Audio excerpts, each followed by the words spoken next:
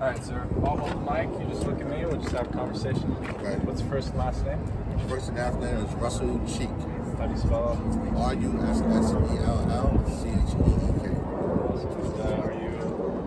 local? So I am a former resident of Corona, East Elmhurst. I lived out here primarily the majority of my life, and so I'm also an active participant in community engagement.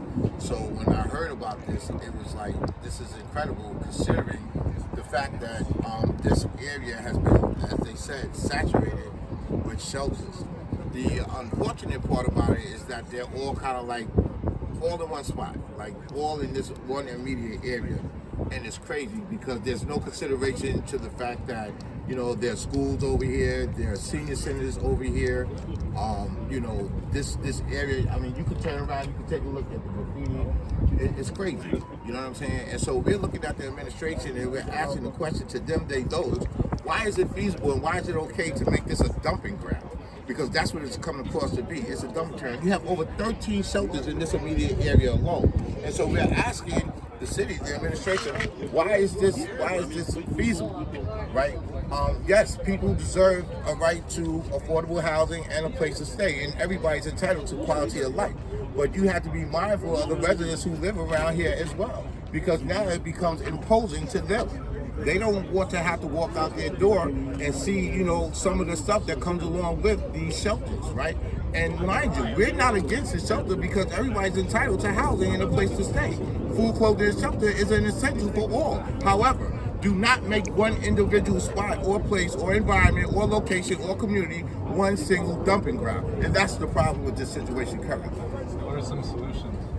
Some of the solutions is to take a look around the district and see how you can place these shelters strategically, right? We know that a lot of the hotels have turned around in their business, their primary source of income is turning these into shelters, right? So as opposed to putting the money into the shelters, put the money into affordable housing. We know that housing is a pandemic, just like the COVID situation. We're saying take a look at it and be more strategic and take in consideration the residents who live in these places in which you're placing these shelters.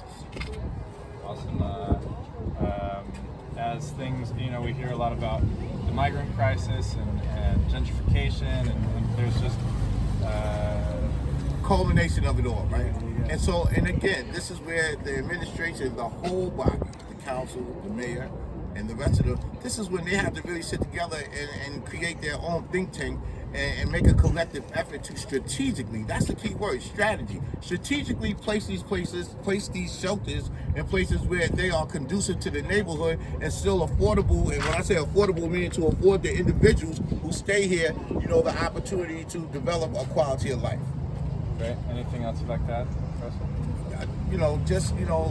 We just implore our local elected officials to be more cognizant of the decision making and the process, and go to your community board members and ask them how they feel. Talk to the community and ask them how they see it. Talk to them and see if they're okay with it, and take a look at the people who you're putting in these places. And that's why everyone's gathered together. And this is why we're here today. If you take a look around, these people who are standing out here right now, these are residents of the community. Right? These are people that are saying, hey, what's going on? Why is this possible? Why is this feasible? Why is this okay? Why do you feel the need to turn our community into a dumping ground? Right? And we're not having it, and we're in opposition to this. This is why we're here today. Great. Thank you, Russell. You're welcome.